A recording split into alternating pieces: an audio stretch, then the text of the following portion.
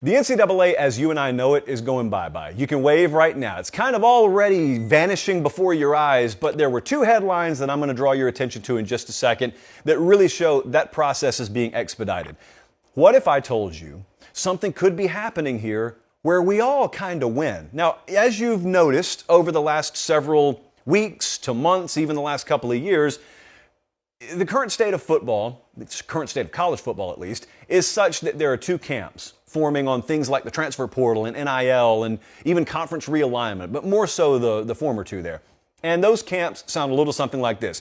You're either in the camp that screams, oh, this is ruining college football, burn it to the ground, I'm never watching again, or something to that effect. Or you're saying, players' rights, players' rights, players' rights. Doesn't matter if we burn it to the ground. Players' rights now, players' rights forever. And here's where I've been.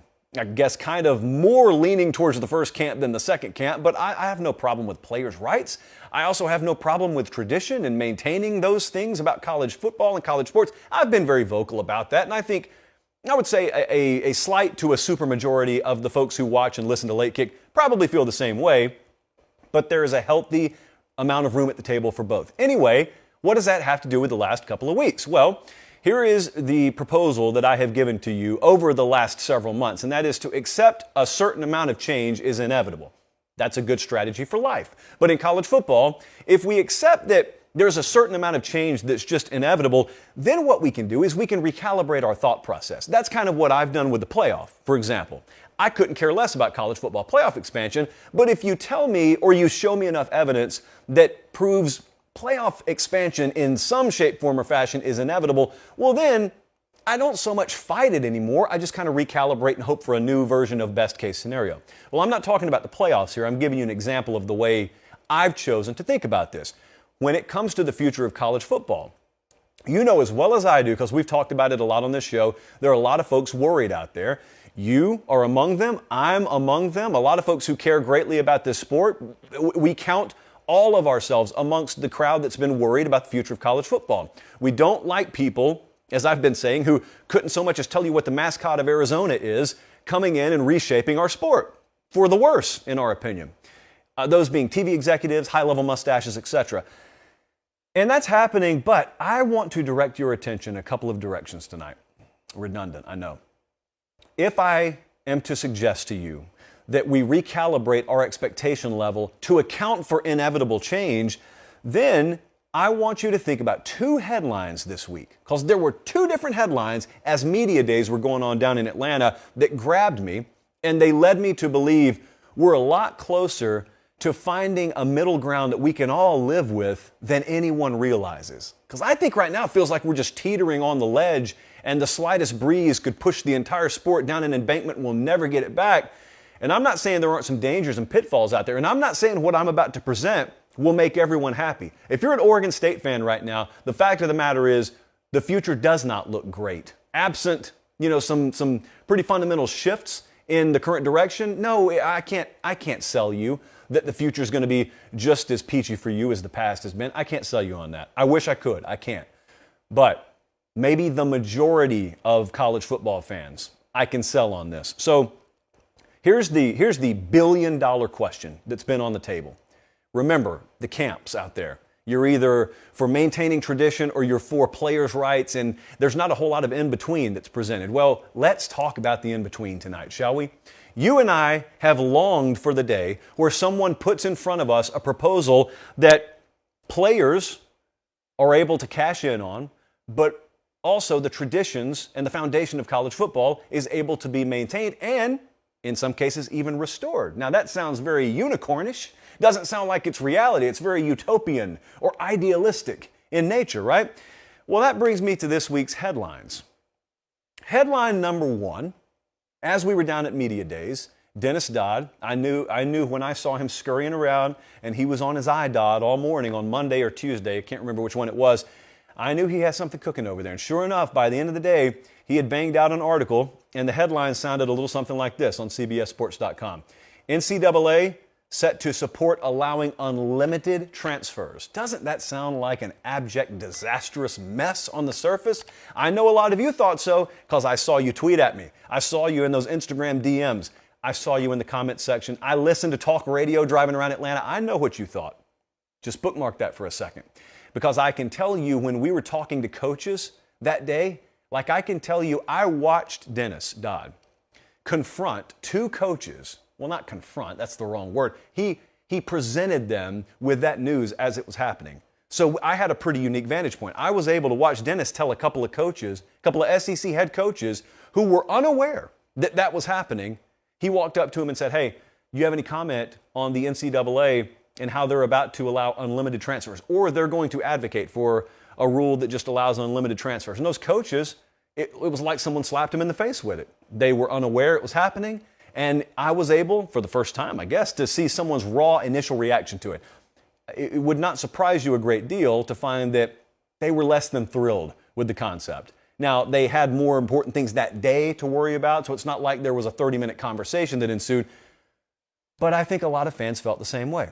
Your initial go-to in your mind is, if we allow unlimited transfers, aren't kids just moving every year? Well, the short answer may be yes, if everything is as is, if status quo is maintained right now. But I am here tonight, friends, to suggest to you status quo may not be maintained for very long, and this could end up, how crazy did this sound?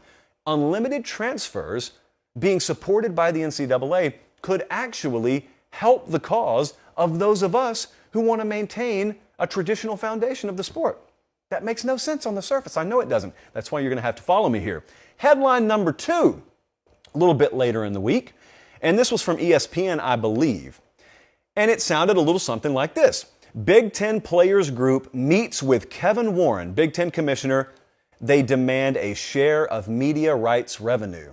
So not only do you have the NCAA in Indianapolis all of a sudden advocating for unlimited transfers, they must be off their rocker, but then you got this players group. It sounds like a union to me, even though they were careful to say, no, we're not a union. We haven't unionized. But they're looking to collectively bargain, aren't they? And they're looking for a share of a soon-to-be massive billion-plus dollar media revenue pie that the Big Ten is going to enter into. And you can bet your bottom dollar this is coming to the SEC very soon. A lot of people freaked out about that. You know what I did? I had an ear-to-ear smile, because now I can tell you how both of those overlap in what could be a very good thing for the overall direction and structure of college football. So I sent you, producer Jesse, soon-to-be-seen producer Jesse, a quote earlier today. Do we have that quote board? Because there was a specific, look at Dennis. There's a specific part in this article from Dennis Dodd about that players group that met with Big Ten representatives. And I want you to listen. If you're on podcast, listen closely. If you're watching on YouTube, you can read this. This is from the Dennis Dodd article. With a new Big Ten television rights deal imminent, the thinking is there would not only be enough money to share with players, such an arrangement could even give the Big Ten a competitive advantage over other conferences. Well, it may give the Big Ten a competitive advantage over every other conference except for one down south. I read that and I think if the Big Ten did this on Monday, the SEC would follow right up and react with it on Tuesday. Meaning, if we ever have a world where the Big Ten is entering into a collectively bargained agreement with their players that they're going to divvy up a share of that massive media rights deal, it'd give them a huge advantage. And the SEC would do it the next day. So there would be no long-term advantage, but you would have seen the two major power conferences enter into media revenue sharing deals with their players. And you know what that brings me back to? It brings me right back to what we've said on Late Kick for a year. You don't stop the flood of transfers by litigating it. You don't stop. I've said this on the show for a year. You will not stop the flood of players into the transfer portal by passing a rule against it. You will stop the flood of transfers by collectively bargaining with the players who are transferring. You, as a conference, still have the power if you're the Big Ten of the SEC, because you've got the chief bargaining chip. And that is that huge media rights deal that you, as a conference, have entered into or are about to enter into. Those players want a cut of it. They'd be more than happy to listen. They'd be more than happy to come to the table, but you got to come to the table too. You know what else you can do to stem this complete mess of recruiting inducements that are being masked as NIL deals right now? You know how you can greatly alleviate that as a problem? You can collectively bargain, and you can let players know who are right now being drawn to universities for $10,000 or $15,000 in illegal inducements per year. you're going to get $30,000 or $40,000 per year just for playing in the conference. Now, that doesn't completely alleviate the problem. But if I know that I'm growing up disadvantaged right now, $15,000 means everything to me. If I know I'm getting 35 or 40K minimum just for playing in your conference, all of a sudden, the amount of money that used to lure me somewhere no longer lures me. And the overall concept of NIL can still stand freely. NIL is supposed to be you cashing in quite literally on your name, image, and likeness. If I'm a star player, I'm still getting deals with all kinds of companies anyway. But what's not happening anymore is kids who otherwise would not demand that market value being drawn with illegal inducements in recruiting because that amount of money is no longer as appealing because they're getting that amount of money regardless as long as they're playing in the Big Ten or in the SEC. Now here's the pushback on this. Twofold. One, can you get away with that when it comes to Title IX? That is a great unknown. I do not possess the answer to that tonight. I do think there are a lot of people who are billed by the hour who are working on that as we speak. The second question is a laughable question, and that is, did you just throw out $35,000 or $40,000 per player per year? Yeah, I sure did. Well, Josh, do you have any idea how much that is? This is not soccer. There are 85 scholarship players on this team, and that's where Late Kick Stats and Info comes in, because I have it on very good authority that if we go on the high end and we give each player on your 85-man scholarship roster per year $40,000, it comes out to, carry the 4, add the 7, $3.4 million per year. You know how much these universities are going to be making every year just as a result of these new media rights deals? Estimates have every Big Ten and SEC university cashing a 9-figure paycheck per year, over $100 million per year, just for being in the right conference. There is no one watching this tonight that is about to tell me you can't afford to pay players even $40,000 a piece per year. You could argue with me that you don't like what it represents. That's a separate conversation.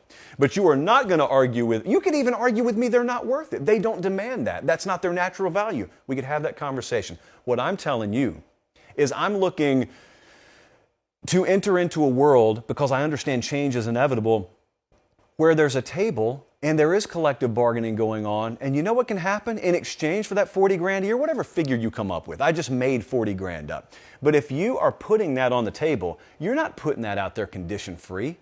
You're putting $40,000 on the table per player per year. And in exchange, you're turning that piece of paper around and you're saying, you're about to sign this piece of paper that locks you into a university for 2 years minimum, if not 3 years minimum. Now, if you want to hop in the transfer portal every year, that's fine.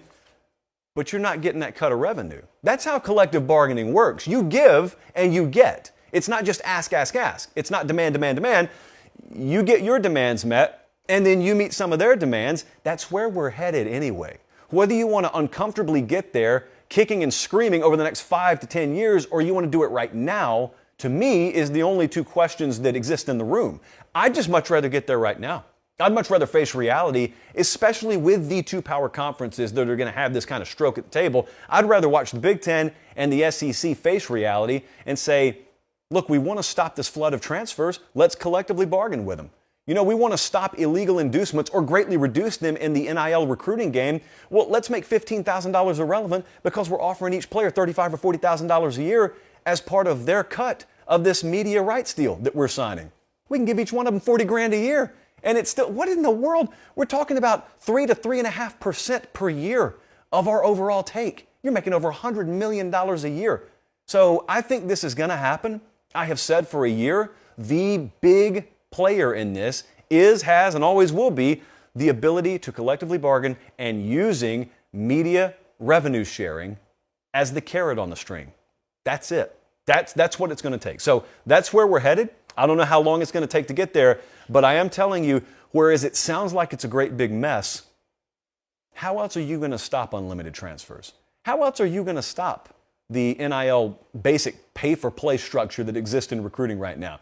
You still got the power. If you're the SEC and the Big Ten at least, you still got the power. You've still got the ultimate bargaining chip. What are you going to do with it?